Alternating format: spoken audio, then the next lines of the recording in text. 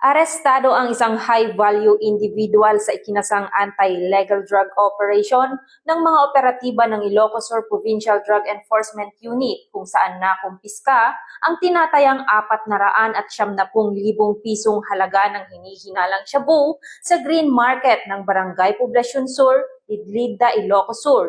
Nito lamang ika-25 ng Mayo taong kasalukuyan. Matagumpay ang operasyon sa pangunguna ng Ilocos Sur Provincial Drug Enforcement Unit, katuwang ang Lidlida MPS at iba pang unit ng pulisya.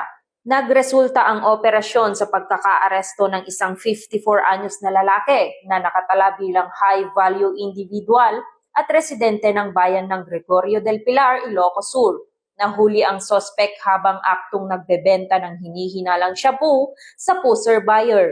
Nakumpiska mula sa sospek ang 4 na heat-sealed transparent plastic sachet na naglalaman ng hinihinalang shabu na may tinatayang kabuuang bigat 72.14 gramo at may standard drug price na 490,552 pesos, by bust money at iba pang personal na gamit. Ang sospek ay kasalukuyang nakadetene sa Lidlida MPS at ang nakumpiskang ebidensya ay nasa kustodiya na ng Ilocos Sur Provincial Drug Enforcement Unit para sa kaukulang dokumentasyon at pagsasampa ng kasong paglabag sa Republic Act 9165 o ang Comprehensive Dangerous Drugs Act of 2002.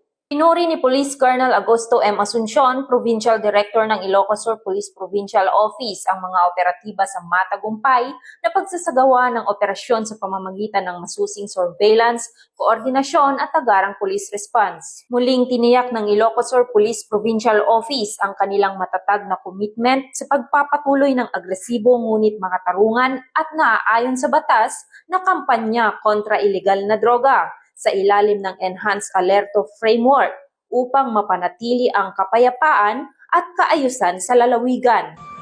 Mula dito sa Ilocos Region, ako ang inyong PNN Correspondent, Patrolwoman Nikki Lyra Barbero, alagad ng batas, tagataguyod ng balitang pulis.